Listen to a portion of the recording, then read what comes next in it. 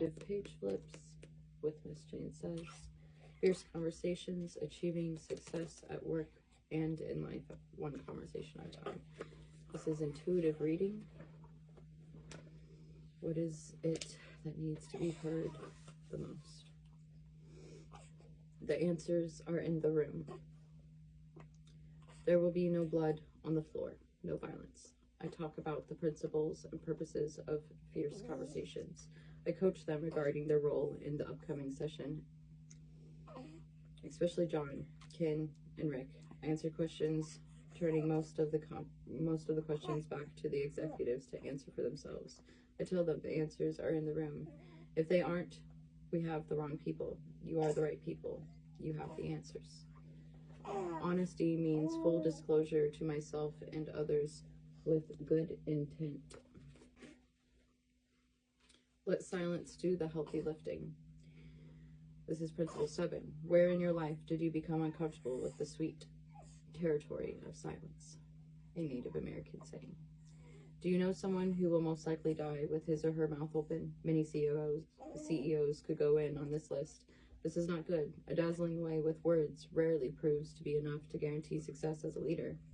Joseph Conrad suggested, to have the gift of words is no such great matter. A man furnished with a long-range weapon does not become a hunter or a warrior by the mere possession of a firearm. Many other qualities of character and temperament are necessary to make him either one or the other.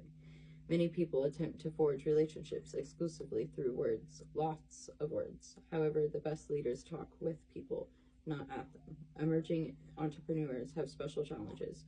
They can get so wrapped up in telling the story of their business in order to attract employees, vendors, and investors that they no longer have conversations. They have versations, talking at people rather than with them. Talking at people is a common affliction, in fact. On a purely practical note, did you know that 8 out of 10 sales professionals fail? And 50% of those 8 fail because we spent too much time talking about ourselves or the feature and the benefits of our product, and not enough time talking about the customer and listening to the customer before we explained how wonderful doing business with us would be. We all know people intent on impressing us, who talk so much they turn off us completely. Such people are often unconscious of the effect they are having on others as they run on endlessly about their accomplishments and clever ideas. They may be spectacularly brilliant. They may be kind and good-hearted with a work ethic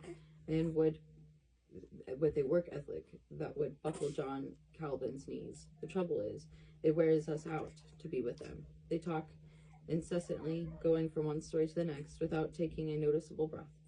Though their stories at times are entertaining and laced with insight, after a while we get the feeling that we are merely a spot on the wall to which they direct their comments. In Siddhartha, Herman has within you there is a stillness and sanctuary to which you can retreat at any time and be yourself. The 7 Habits of Highly Effective People by Stephen Covey begins, I'm busy, really busy, but sometimes I wonder if what I'm doing really will make any difference in the long run. Montage wrote, if my mind could gain a firm footing, I would not make essays. I would make decisions. It is always apprenticeship and on trial. It is exceedingly difficult, most impossible, to gain a firm footing in conversation filled with noise. At a party recently, several guests had paired off in conversation, but the noise of all the other guests interfered with the ability to discern and merge the intent of the one person to whom they were trying to listen.